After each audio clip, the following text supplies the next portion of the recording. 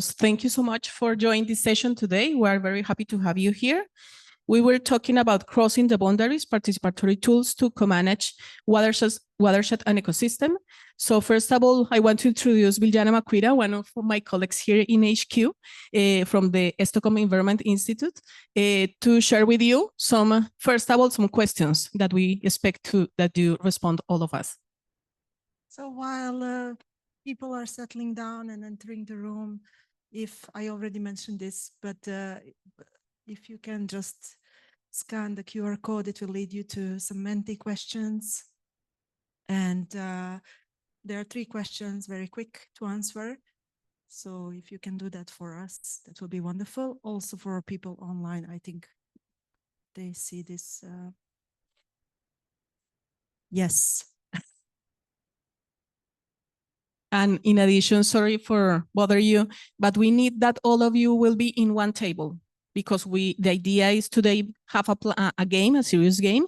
So with that, for the people that is in this part of the meeting, if you can join some of the different tables, please.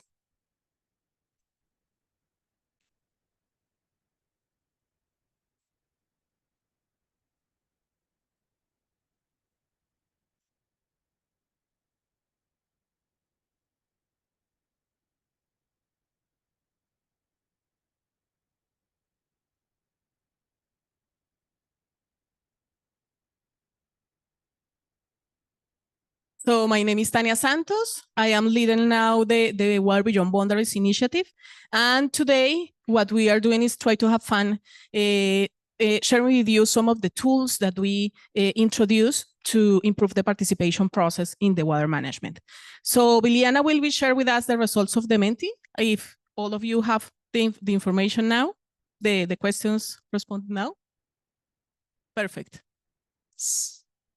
Yes, so we wanted to know a little bit who is with us in the room, and great to see so many of you today here. So yeah, we have lots of colleagues from North America and Europe, great majority actually, but it's good to see Asia represented, Latin America, Sub-Saharan Africa, Western Asia. Yeah, that's really great. So, and the numbers are increasing, but not very equal distribution. Okay, that's great. Maybe we can go to the next slide with next round of results.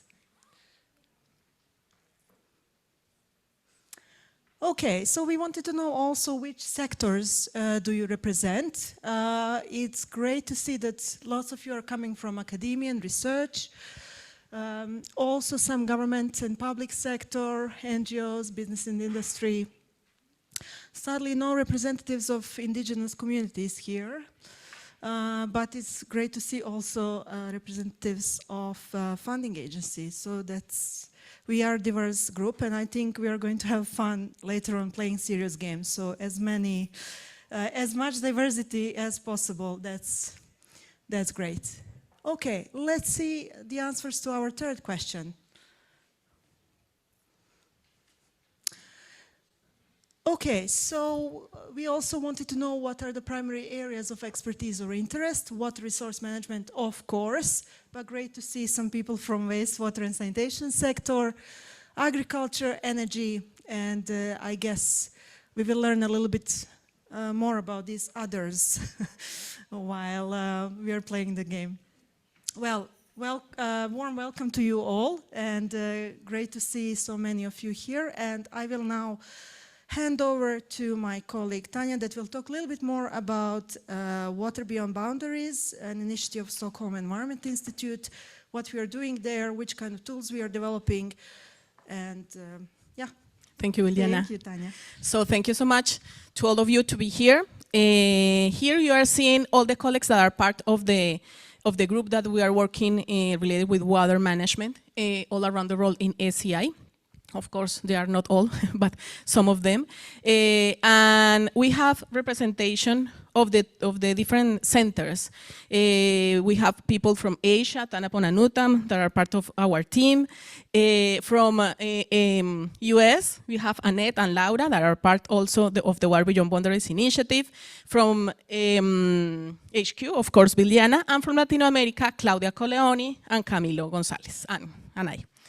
So very happy again to have the time to share with you the results of our initiative.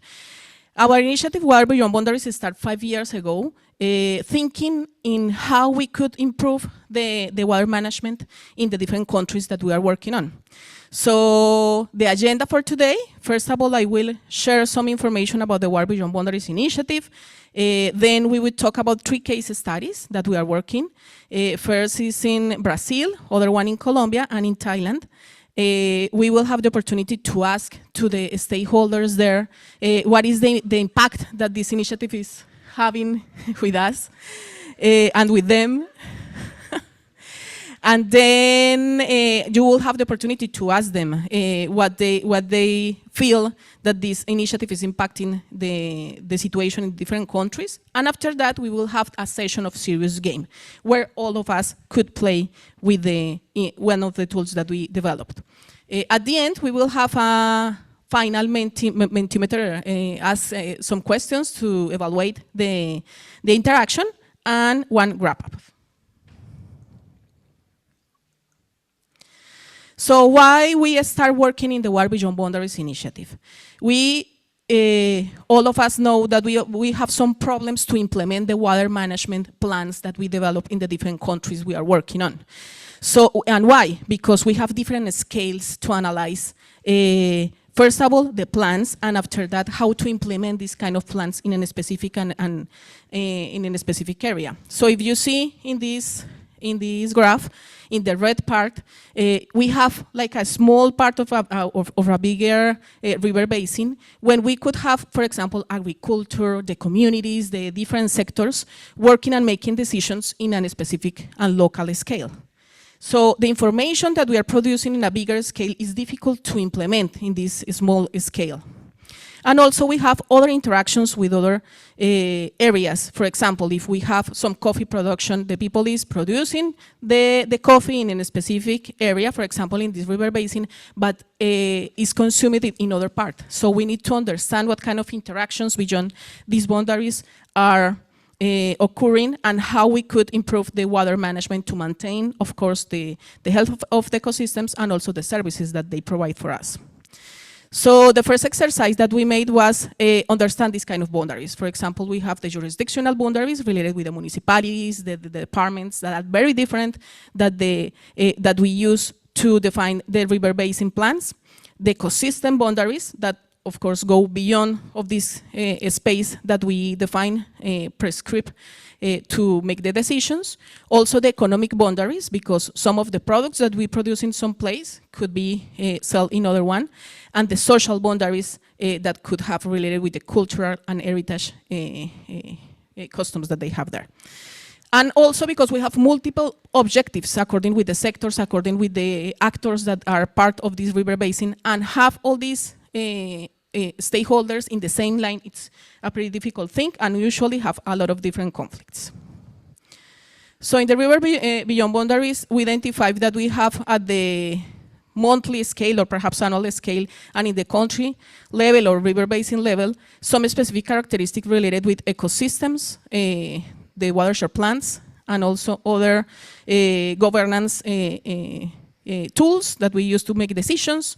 We have at the local scale, so local agreements, we have some habitat functions and information about ecosystems and communities, but also at the global scale, we have different drivers that can affect the water management in these other scales.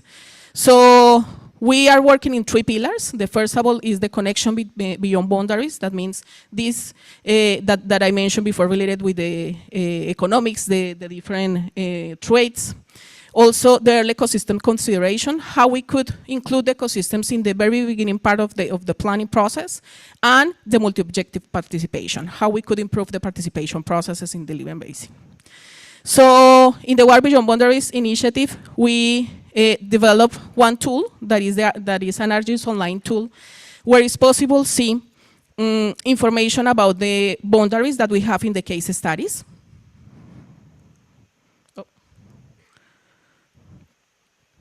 Information that we have in the case studies, in the Magdalena case study and also in the Mekong case study. There you could identify the boundaries that I presented before, related with the municipalities, with the different environmental ecosystems, and other information. Also, you can see there information about how to cross these boundaries, the tools that we develop and implement in these river basins, and the change stories, videos about with the different stakeholders, with information about how we are impacting these areas. So here you are seeing again the same tool that is possible to consult online, and you could go there after the presentation. You will have the QR for this tool. And there also you could have all the information about the journal publications we have, the different tools that we developed. You can download this information, these different tools, and the publication also that we produce for SEI, the Stockholm Environment Institute. So with that, we will start talking about the change stories. The Dr. Tanapon Piman will introduce our colleagues that are in the different countries that are part of this initiative. Thank you, Tanya. And good afternoon, everyone. So again, today we try to engage you through our initiative and also to present you the impact story. This initiative starts in 2019. It's about 5 years already. So that's why we develop a number of tools to across the boundary, like geographic boundary, ecosystem boundary, and also the knowledge access boundary. So today we would like to present you the impact story that we working with the boundary partner in different countries in our initiative, including Colombia, Brazil, and Thailand. So I would like to start with the first one from the Colombia case study. We have interviewed Dr. Paula Villegas, the advisor to the Integrated Water Resource Management Division, Ministry of Environment and Sustainable Development from Colombia. Please.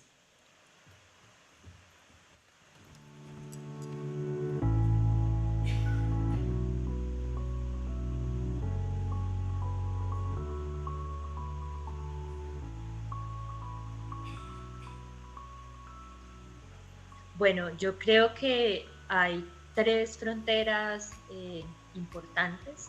La primera creo que es la pérdida de confianza, tanto en las instituciones como en los actores. Creo que es como bidireccional esa pérdida de confianza. También hay otro componente que es el lenguaje. Siento que es un desafío lograr trabajar bajo los mismos marcos de referencia, utilizar los mismos modelos mentales, justamente porque desde las diferentes organizaciones, ya sean institucionales, regionales o locales, dado que tenemos diferentes contextos, pues digamos hablamos a veces de las mismas cosas, pero de forma diferente. Entonces lograr manejar una misma base creo que es uno de los grandes desafíos y es algo que nos distancia de alguna forma si lo vemos relacionado con la frontera. Y el tercer componente que creo que también está muy relacionado con este último es no solamente la falta de información, sino también cómo se integra la información en las diferentes escalas institucionales y pues igual, del orden nacional, regional y local.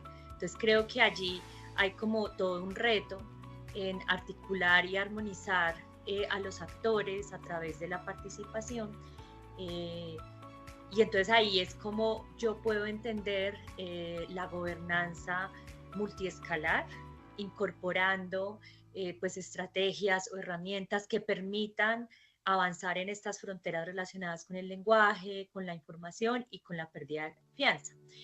Y hay un tema que creo que es muy importante resaltar ya para como cerrar la idea, y es lo que entendemos nosotros por participación. Creo que es muy complejo ese significado. ¿Qué implica participar? cuál es la participación que queremos, cuál es la participación que se requiere para cada proceso, pero algo súper importante es cómo esa participación se puede hacer en los tiempos que tenemos, por ejemplo, para tomar decisiones o para implementar proyectos. Y entonces esto se vuelve aún más complejo cuando tú incluyes en los procesos de participación el enfoque diferencial, que es tan importante, por ejemplo, para un país como Colombia, que consideramos es fundamental, pero claro, tiene unas implicaciones en términos metodológicos, conceptuales y temporales, que creo yo que venimos avanzando, pero requerimos trabajar mucho más.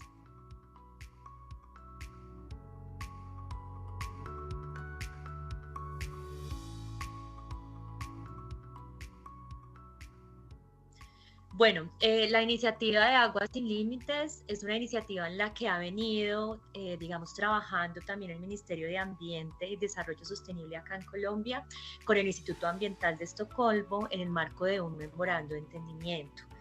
Creemos nosotros que estas herramientas han sido muy importantes, principalmente en dos sentidos. Uno, en el tema de aplicación de los juegos de rol, que son bien interesantes para promover la participación, porque justamente nos permiten avanzar en esas tres fronteras que mencioné en la primera pregunta. ¿Por qué?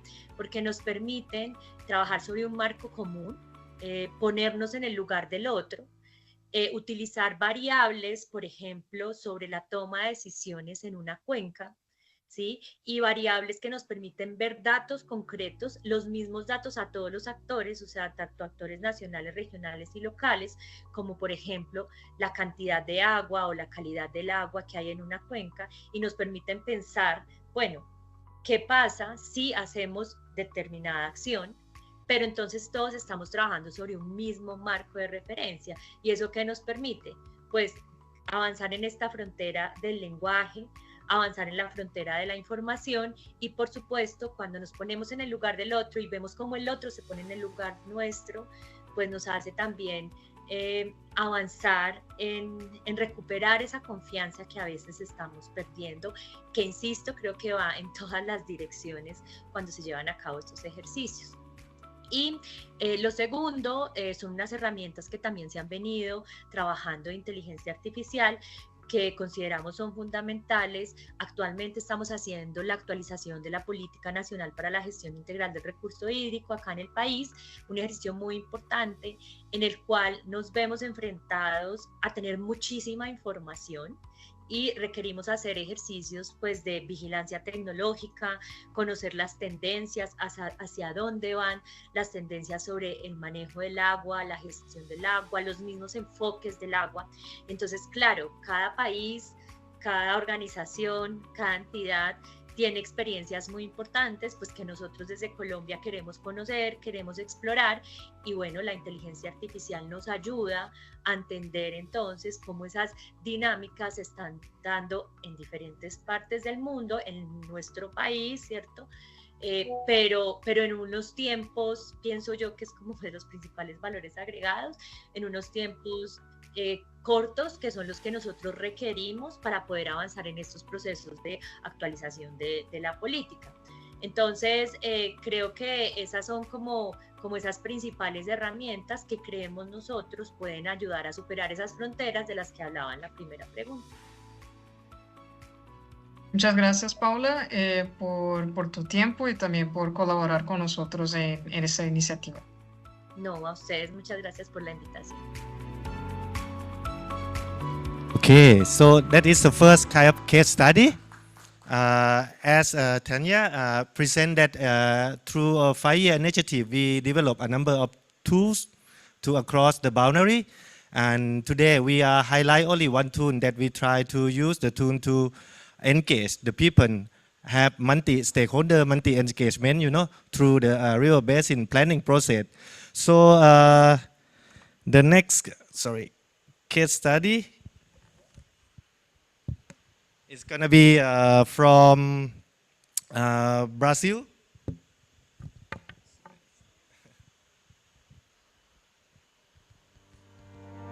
So yeah, we have interview Mr. Shawa Jose Kemati, the coordination for the technical board and conservation and protection of natural resource, Piracicaba, Cafirari, and Judai Watershed Committee in Brazil.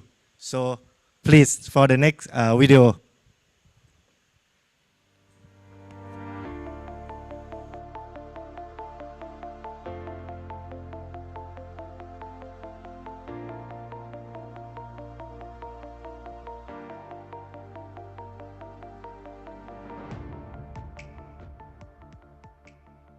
Dentro desse contexto, né, pensando em responder a sua pergunta, vamos olhar primeiro para o território, a complexidade do território.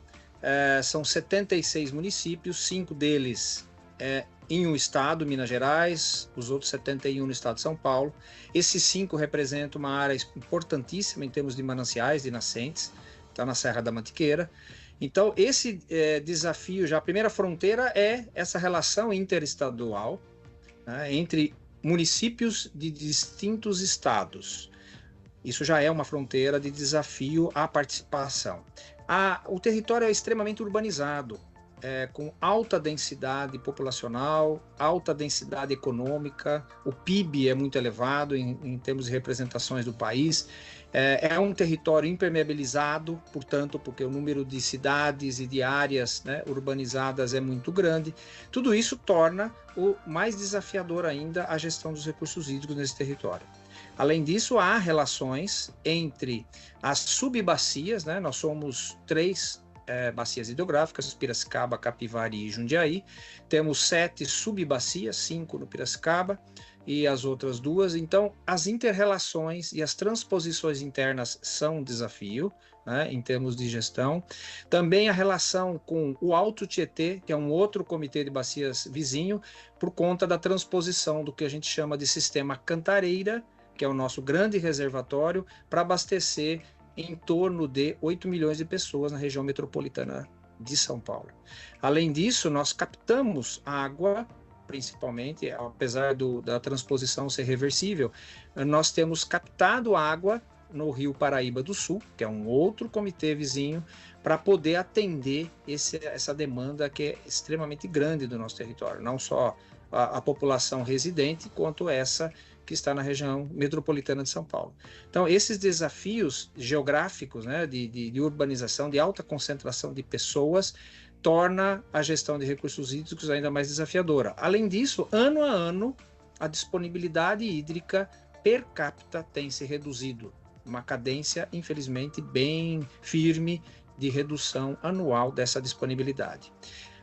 Além desses desafios, vamos dizer assim, geográficos, nós temos também desafios internos, porque nós somos um comitê, podemos dizer, maduro, de referência, somos mais de 1.000 pessoas atuando, né, de forma participativa, descentralizada, né, democrática, porém, um grupo muito grande de pessoas de diversas áreas de interesses, o que torna a participação sempre mais desafiadora, mas é objeto de desafio ou de interesse dos comitês fazer que todos esses membros sejam capacitados, tenham informação para poder tomar boas decisões.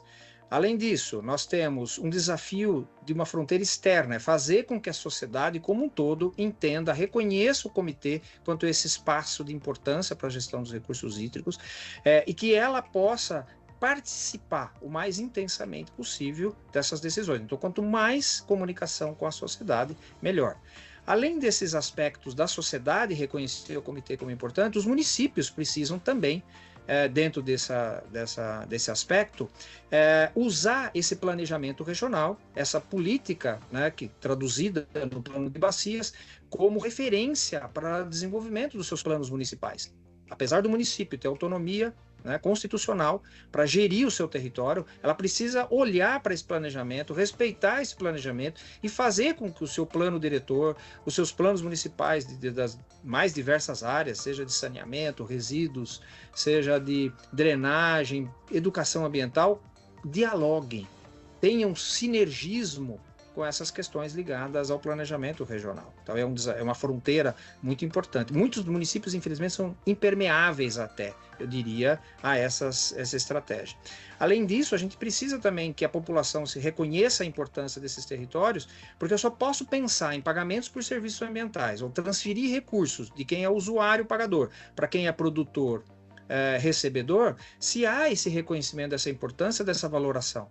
Então, o futuro do pagamento por serviços ambientais só se faz com esse reconhecimento, esse conhecimento desse território, da importância dessa transferência para que esse território permaneça adequado para drenagem, para infiltração e para o abastecimento de água em qualidade e quantidade.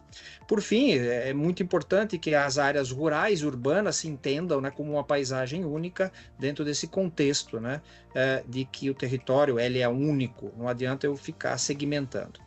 Esses aspectos todos fazem parte do planejamento estratégico dos comitês, que tem esses dois pilares de comunicação e capacitação interna e capacitação ou comunicação externa. Dentro desse contexto, eu acho que a gente ainda, por fim, poderia complementar alguma coisa sobre o desafio de integração entre as diversas câmaras técnicas temáticas. A gente tem uma visão ainda, eu diria, um pouco disciplinar, nós estamos passando por uma visão mais transdisciplinar, interdisciplinar. Isso é um desafio que se traduz no plano de bacias, que se traduz nas políticas temáticas que são desenvolvidas. Nós, como tradicionalmente, né, formados por disciplinas, temos agora um desafio de trabalhar isso de forma mais complexa, mais holística, uma visão mais holística para propor soluções tão desafiadoras quanto são os problemas. Tudo isso é perceptível, né, dentro do nosso território. Então a gente quer e imagina um futuro onde que cada cidadão tenha um pequeno fone de ouvido e um pequeno alto-falante aqui, um microfone que pudesse se comunicar, né? Seria uma utopia, mas da extrema democracia do processo.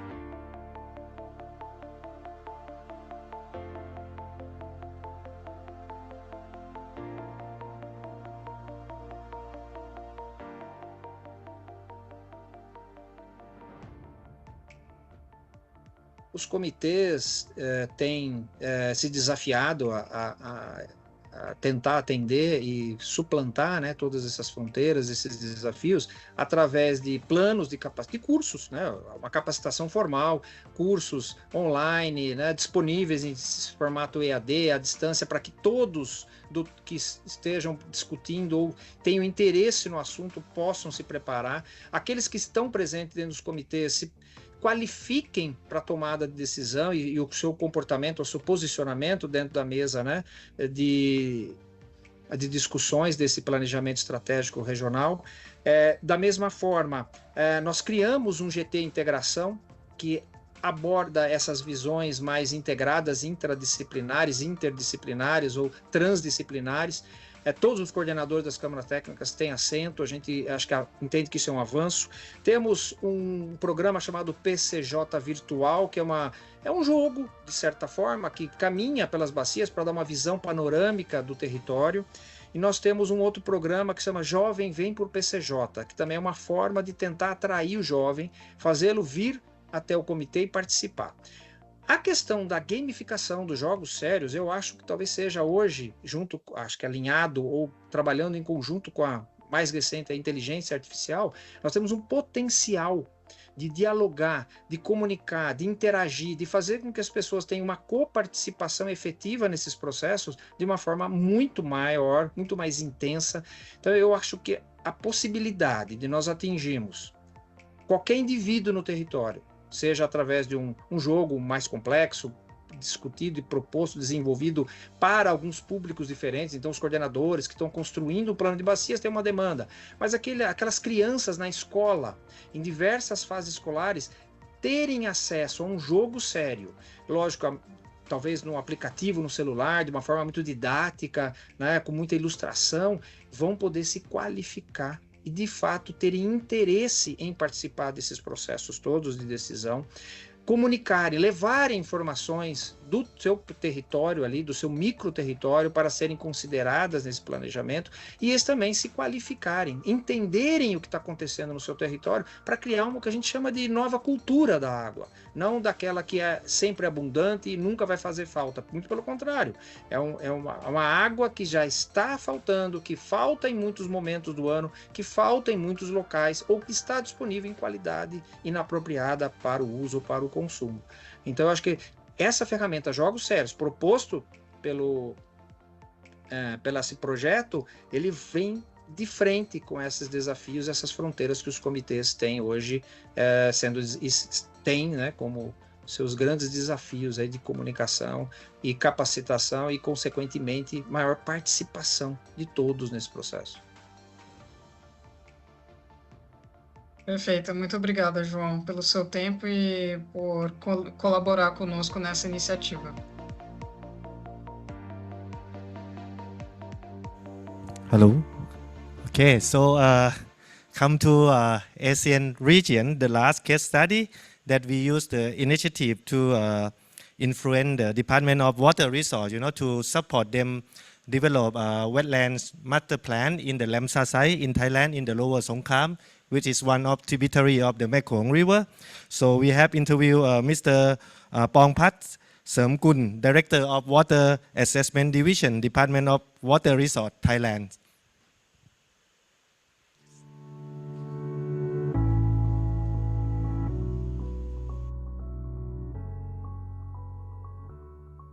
My name is Pongpat Sermkun. I am the Director of the Water Analysis and Assessment Division, Department of Water Resources, Thailand.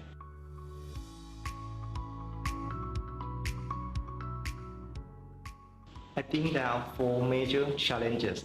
First is geophysical location on the lower bank of the Songkhram River in northeast Thailand.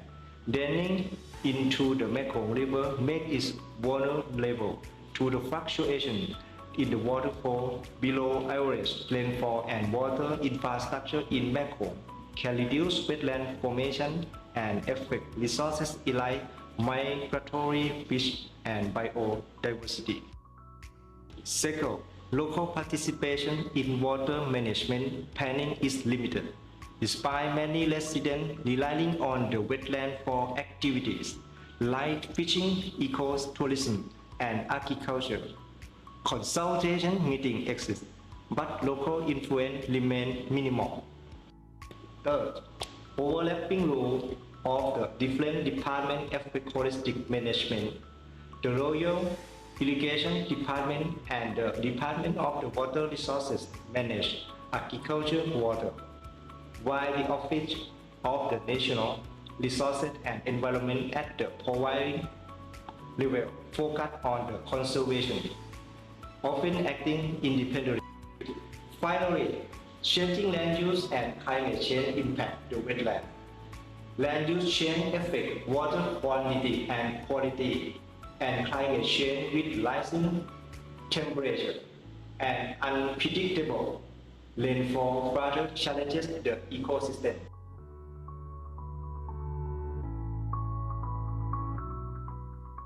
From the water beyond boundaries initiative, we became familiar with G2, WIP, and flood mapping model called HECLAS and Ecosystem Service Assessment. With WIP model, we can access the flow into the lower Songkhram River under different scenarios of climate and land use change. These tools allow us to plan for different future possibilities and dynamically access environment to ensure sufficient quantity and quality of water to sustain the wetland and its ecosystem. Similarly, HECLAS model enables us to effectively visualize the wetland dynamic during dry, normal, and the wet years. It helps us understand how changing flow in the Mekong and the upper Songkhram impact wetland formation. This helps to discuss among stakeholders on the best strategy to preserve these wetlands. Additionally, ecosystem service assessment study help highlight the tangible benefit and role of wetland in the life of the local communities by providing information on the current benefit from wetland. It's like awareness among people about the importance of conserving them for the future.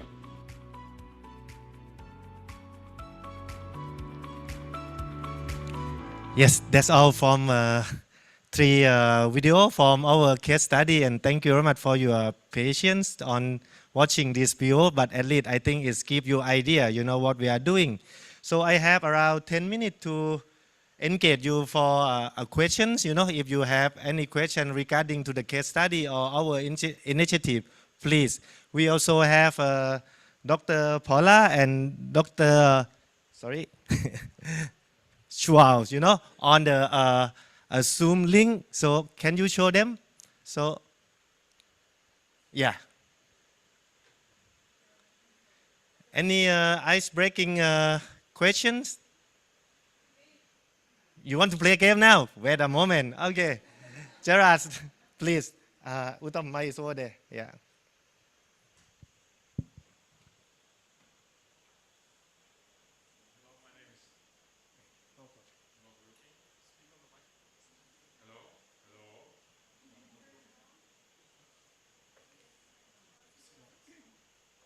Oh, that's better. The button. I'm Gerard, I'm from Oxfam, and we work with you guys on South Asia transboundary waters. Now, I was excited to see you have annual but also decadal planning.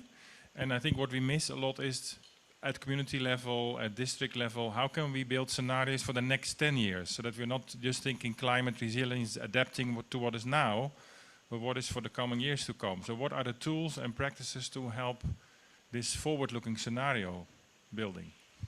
I think it's a mix of two, Gerard, for this, if I would answer, but I have also team here to add. So yes, first of all, we have a modeling tool to simulate a river and ecosystem together.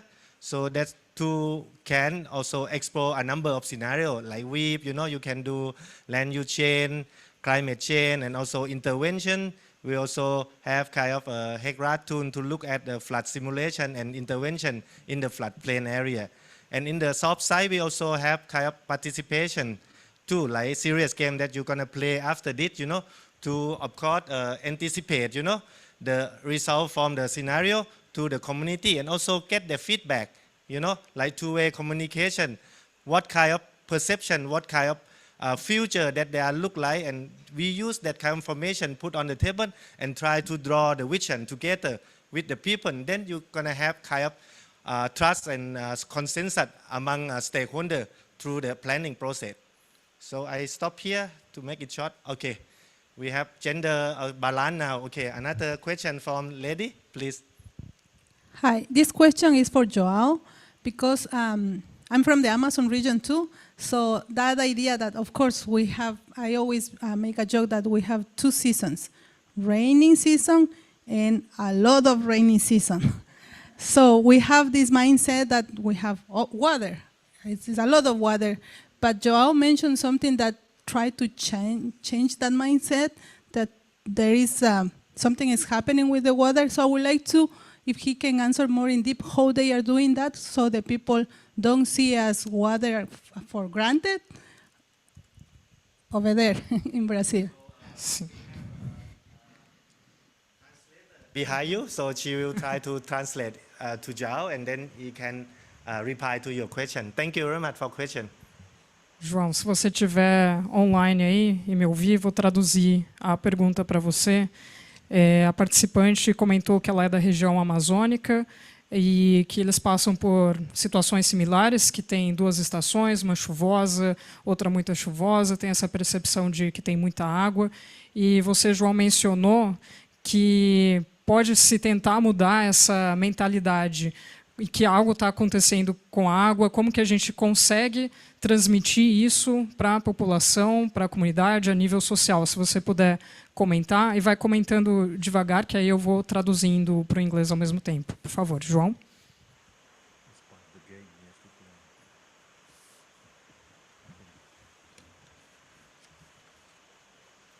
I think he's muted.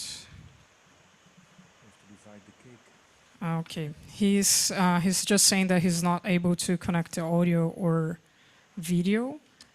He's going to try in the phone, so maybe we can pass to another question and then come back to that one if that's okay. Okay. Yes.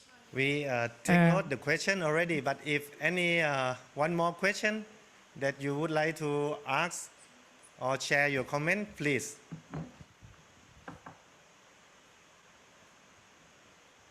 No. So how about Paula? Yeah, is she there? Paula, are you there? Paula, ¿estás ahí? Sí, acá estoy. Okay, Solo que no so- puedo prender. Ah, ya. Ahora Hola. sí.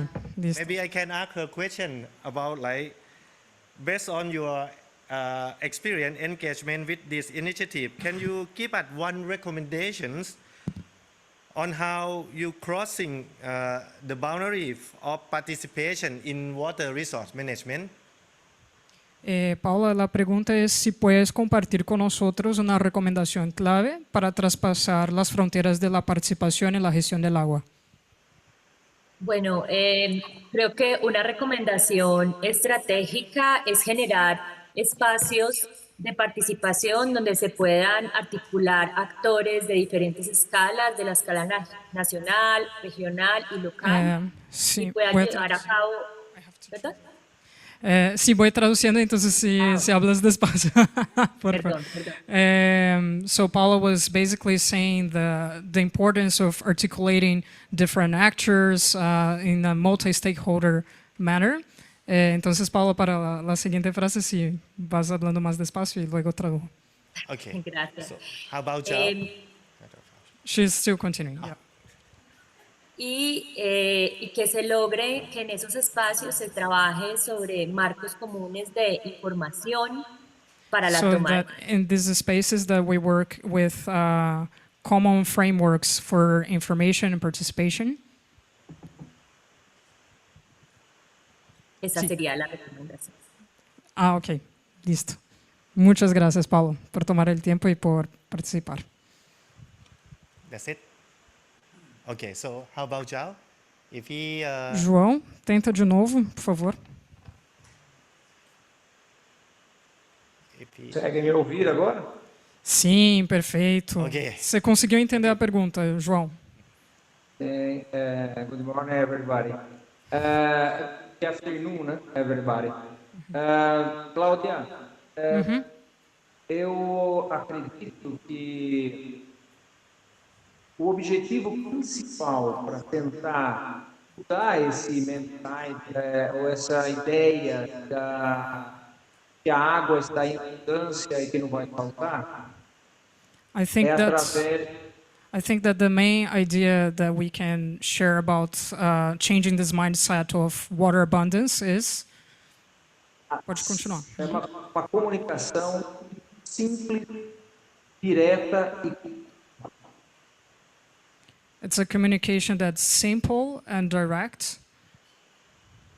eu acredito que usando essas ferramentas como jogos sérios, com inteligência artificial, ou seja, talvez muito complexo sistema tecnológico por trás, consiga, através de uma comunicação simples e objetiva, e especialmente contínua, tentar mudar essa mentalidade.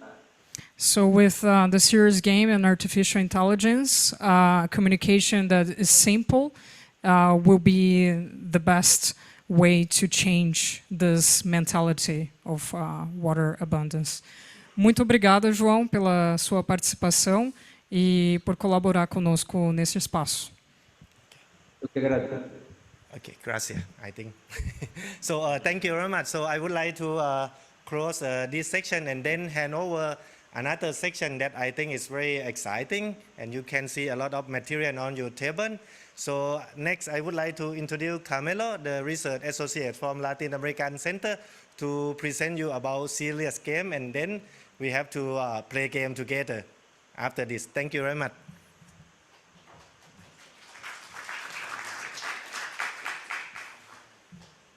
Thank you, Tanapon. Okay, the moment we're waiting for, the serious game. So if we can go to the slides. So, okay, we have a microphone just to move. A little bit. Yep, okay. Okay, yeah, just because I will move around the...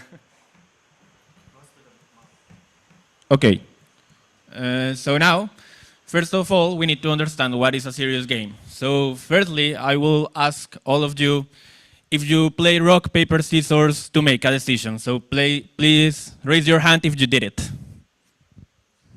In any case, in any context. Okay, many people.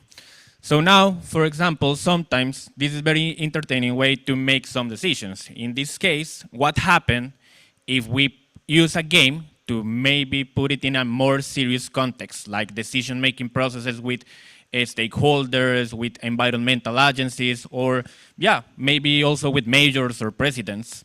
So for that reason, the concept of serious games appears. This concept appears around 1970 by Professor Clark Abt. And in that context, what we pretended is to develop games that could help to make people get some information from people, but without avoiding the fun. So in that order, what happens if we use serious game in water resource management framework? Normally, this is used for participation processes to get information from people, but in the order that it doesn't matter its technical experience, how old they are, or wherever they come. That's the importance of a game, that everyone can understand it. So this is one of the important things. And also it helps to understand the systems, the conflicts, and the different stakeholder roles within a basin, for example. So now, what we did in our initiative is use a serious game in a water management plan in Colombia that it's called POMCA. In Spanish is Plan de Ordenación de Manejo de Cuencas, River Basin Management, it's the translate. So this is a comprehensive watershed management that outlines strategic actions for sustainable water resource management, addressing environmental, social, economical, and other aspects that are in conflict and in challenge within a river basin. So in that plan, what we did is that first of all, there is an identification of actions by components. So the components are like the different topics that we have in a basin or problems, water quality, agriculture, tourism, and all of these topics will have some actions. So then we have a first draft of the strategy plan of which actions we are going to use. But is everyone understanding these actions? Maybe not, because sometimes these are in a document or in a paper, so we need to make this more interactive that everyone in the basin could understand it. So for that reason, the serious game appears. Then with the serious game, what we've got is that everyone in the basin or the stakeholders participate, and we got information about more actions that could be implemented there. So then we did another game, people understood it better, and now we can have a citizen consultation, that it's like the draft of the paper, if they accept the actions or not, and then the approval from environmental authorities. We have also a publication, a scientific paper, that it's called Supporting Multi-Stakeholder Participation Processes, a serious game application for watershed management in Colombia, so we can discuss more a little bit later after the session of the serious game. So now we will start the serious game. So first of all, I will explain the rules of the game and then we will start it. So what will be the role of each of you? You are the representative of a key sector in the basin. So imagine that you wake up today and you receive a letter, you receive an invitation, a message to participate in the decision-making process for the basin with you need to take actions for the next 5 years. So will you fiercely defend your sector's interests, or will you be compromised with the greater good for all the basin? So the choice is really by you, but there is a catch. You will do it by groups, so everyone could have different interests. What will be the mission of the group?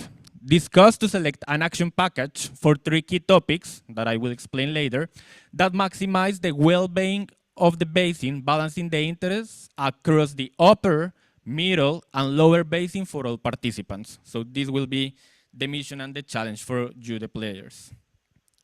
So what we are going to do, first of all, we will understand the context in the basin, what is happening there, what happens in each zone.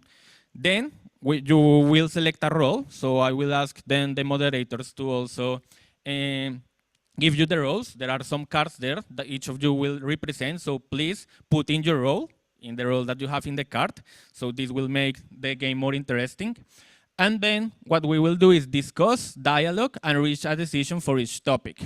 So the topics that we will have, and you will have to select just one action, are development and trade-offs, early ecosystem consideration, and participation. We will have a time for each of these topics. And then each action you will have in the cards there, what is the impact of each action in each component that we will have in the basin. It could be positive, it could be negative, so please take in consideration that, or could have a slight effect. So you will find these up, down, and equal symbols. And however, what you doesn't know is how much this action impact in the basin. It could be like 70% better, or just 5, or maybe 12, I don't know. This is something that you doesn't know. And then after that, what we are going to do is to check the results in a platform, in a web platform that we have, and it's open access. And it's very interactive, so we can see the results by maps, by bar charts, and heat maps. And the group that get the highest score will receive some prizes that maybe you can see there, but then we will explain about them. How we define the scores, I will not enter into much detail about this, but what we use is the multi-criteria Leopold matrix. That is a matrix that helps you to understand what is the impact of an action across all the different components that we will have in a river basin. In this case, what we got is information about modeling, about expert knowledge, and see what could be the current situation and what could be the effect of a specific action in different components. For example, what happened with the tourism if I install a hydropower plant, or what could happen with the agricultural sector if we add, I don't know, maybe a sewer system. So some things like that, it's what we can think. And this will have positive, negative impacts. And then after that, what we are going to do is, as I mentioned, look the results from the current situation and what happened if we took these actions. So as I mentioned, the results can be seen by maps, by bar charts per component, or we can compare the results per each group with heat maps and per component. So first of all, I will explain very quickly the game context. Also, you will have it there in the tables. So the Campo Alegre River Basin is divided in 3 zones. The upper part, that is here in the bottom right, and the middle basin, and the lower basin, that is in the left right corner. So there are some components that have some influence and interact in the basin, like agriculture, aquatic ecosystems, energy, governance, natural land cover conservation, risk management, economy, tourism, and water availability and quality. So these are some bullet points that we will have per each zone of the basin, but you will have more information in the tables. So for example, for upper basin, the land of majestic views and natural mischief. So there you have stunning views, you have a tourism boom that is causing some pollution. Also, there is a strict natural land cover rules. There are no agricultural activities there. And also, environmental authorities are in charge of making all the decisions in the upper basin. Then, with the middle basin, is where the coffee, avocados, and landslides collide. So, there is a coffee versus avocado conflict about which crop should be the one that be present in the basin. There is a high water demand for coffee, tourism, and avocado crops. Water quality issues due to coffee, and there are governance challenges for environmental authorities to satisfy all the stakeholders. And then in the lower basin, we have a flooded playground of fish, coffee, and power struggles.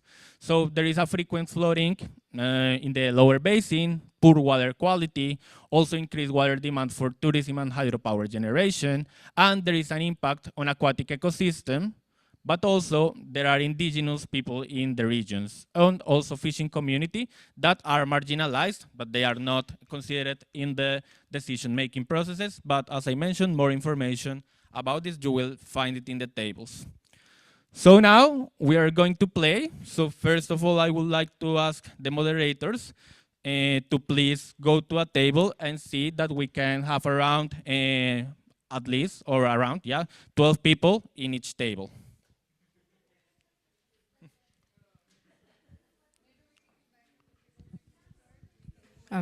Also, people online will have a separate room, so Claudia will be there. Yep. For the online people, we'll be directing you to a breakout group, and I will be chairing the breakout group so that we can all resume together with on-site participants. Thank you. But the idea is to have 12, yeah. Yeah, for groups, okay.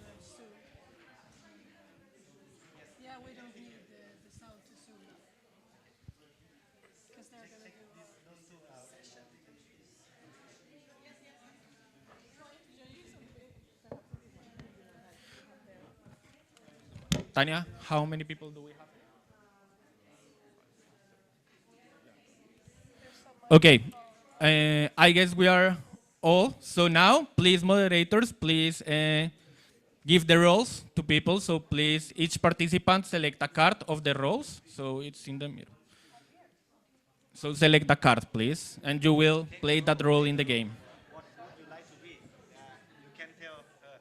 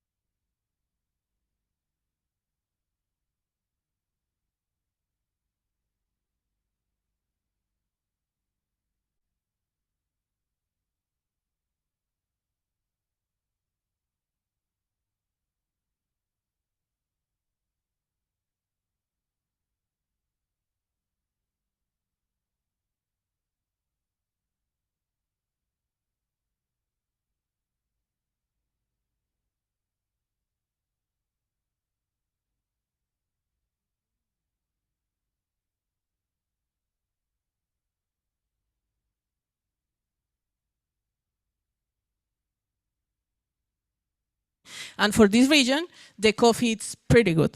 So we have for the group that win some coffee from Colombia. This one. Yes. 6 different type of coffee from Colombia. So this is the first prize. The second prize is from Thailand. So I got the kind of fabric, from the indigenous group, the fabric from the indigenous group, that help you to get it warm or maybe fashion, It's very traditional one, and the color is very unique in the Lower Songkhram region. For what? For whom? For the winner again, only for the winner, of course, the team that win all this, all the game. So the next prize is from California, Annette. It's actually from Boston, or really delicious chocolates. We like to sail in Boston, so they're little chocolate sailboats. And of course, we have some Swedish licorice candies. But there are some other candies blended into this one, so you won't have to suffer too much. And now from Brazil. So I didn't want Brazil and Colombia to be fighting over coffee, so I brought something different. This is the mate. Where's Laura? Laura is here. Hey, probably. Let's see. So, but this is the Brazilian mate, Laura. Chimarrão, yes. And then we have some Brazilian snacks, which is called paçoquinha, and they're very tasty. So that's all. Yes, the mayor should negotiate with all the different stakeholders to divide the price. Good luck, mayors. So, Camilo, how is the simulations there? Do you have it? Ah, okay. No worries, you can set the... Yes, perfect. No worry, we will go to the Menti part, because we could start like having the answers. Absolutely. We can go to next Menti, unless you have any brief questions or reflections on the... Okay, so any quick questions or reflections on Serious Game? Laura, please. Have you had fun? Wait. I'm going to give you the microphone for the colleagues online. Congratulations to my colleagues. That was great. It's not a question, just a comment, and I think it's something that it'd be interesting to see next, maybe the next game, next year.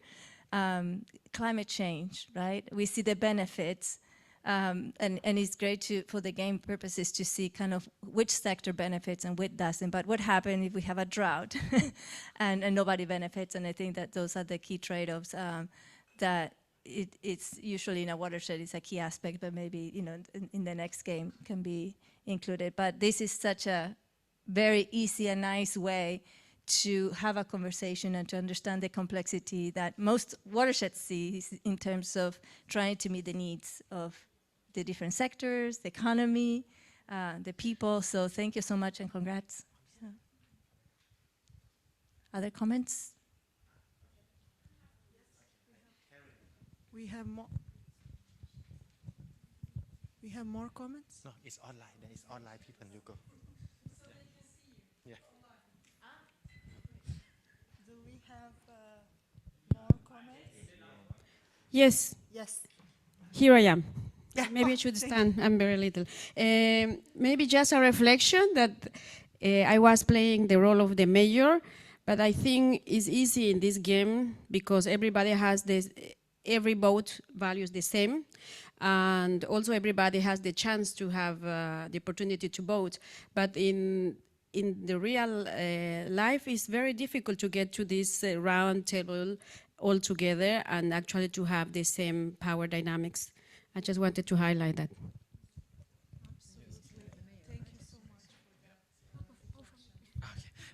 So thank you. I think it's really good progress, and thank you for sharing with us the feedback from this game. But I think I have one question because I see a lot of potential from this game, but I wonder for the engagement of feasibility of this game, if you really want to convince those key stakeholders who are not like in Waterfield to play this game or to sit on the same table, how can you make that happen, or what kind of advertisement strategies? Because you can see now, even we are in a water-related room, right, with many stakeholders, many people already like leave. So I'm pretty sure that it's very challenging for you to really like convince them to play this game. We lure people with candies usually. Yes. Not only to respond that question, we use this game to make a planning process in Campo Alegre River in reality. That means these kind of actions are included in the plan. Of course, it's not black and white, no? It's possible to have like coffee development and avocado development and everything. But it's incredible how the people want to have and be part of these kind of decisions, because really they need to have like these kind of plans to develop some of the activities that they have, because at least in Colombia, these kind of plans are mandatory. So if the environmental authority should define the environmental flow, for example, the people want to be part of these kind of decisions because affect, of course, the activities that they are doing. So I think it's important the law, the rules that you have in the specific area to engage with the people, of course, and also have the space to try to innovate in the different river basins. So this is our point. So I can also add one more on this question, that I think we need to look at the mechanism on river basin management. Some country is there is no coordination mechanism, right? River basin organization, you know, or a coordination mechanism that bring people together. So that's why there's a key challenge, that how we can push to restructure or reform the government, you know, to have this kind of mechanism. Yeah. So you wanted to say also that this can work as a kind of awareness tool as well for the government itself to create incentives for people to participate. Yeah. As well. Maybe this guy first, Gerard. Yes, well, my question, and I had more or less the same question as you, so I will try to go a little bit further in my thinking. So I understand those games are very specific for each basin. And as I saw the game, you make a lot of assumptions, and so how valid are those assumptions, and how well are they accepted by the local stakeholders? Yes, behind the game we have a very structured model that can simulate, for example, the impacts of the coffee activities on the tourism. And of course, these kind of tools, we develop these tools in a co-development process with the stakeholders. That means for the very beginning part of the decisions-making process, we start to work with them and collect the information from them. Some of these actions also are proposed by them.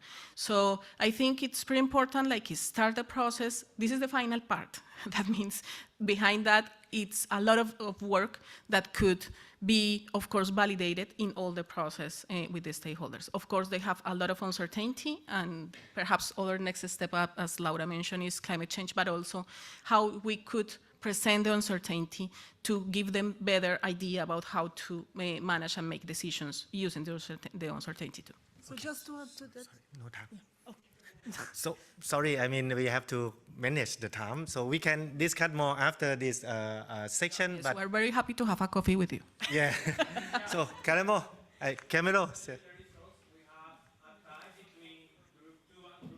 Wait. Group 2 and Group 4 are the winner. Tie. They need to.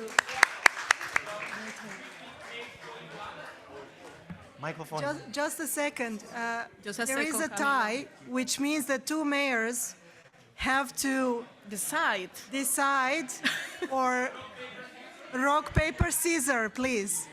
Yeah, just to mention very quickly, Group 1 got 58.1, just because they choose a different action at the participation part.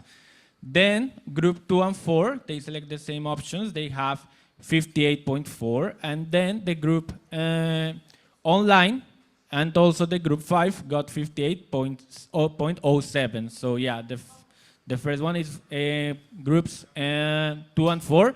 Just to mention to you also that it's something that I didn't mention. In the real life also we have more actions. This is a simplified version of the game, just also due to time, but yeah, normally we have more and more actions and more interactions. So yeah, now that's...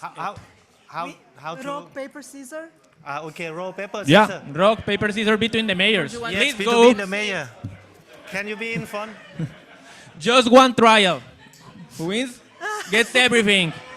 Or do you want to negotiate? Yeah, if you want to negotiate, you can do it. It's like a game. If you want to negotiate, you can do it. Or you can take it all. Yeah, okay. We have Fight, all the fight. evidence. Yeah. Run. You need to Do you want to negotiate or not? Okay, count, you count. Constituents, should we play or share? Yeah? There are delicious things. I don't know, one picture for that negotiation. But who takes who? Who takes what? That's the... Who takes what? That's the important part. We can manage later. Okay, can you check your hand if you share? Yes. Well... Cooperation important. So we have a last minute from Annette to make a quick closing remark, Yeah. please. Okay. Oh, I think we'll clear the stage. Well, this is an example. Okay, now we'll do the negotiation. This is an example of trust building. So just some of the highlights of what I heard today. Close to the mic. Yeah. Closer to the mic. Okay. Just a quick couple. I think I'm just going to close out here. Wait. Okay. Last minute. Just a couple of highlights from my perspective is the game really allows us to put ourselves in other people's shoes. That you see the decisions that you make as an avocado farmer, a coffee farmer, a hydropower, how that plays out on other people in the basin. And in these processes, we do have people together in a room over years. This isn't something that you magically do. And over years, you start to see where your red line starts to change because you recognize the impact that you're having on other people and ecosystems in the basin. So thank you for taking the time. I hope you had fun, and join us again.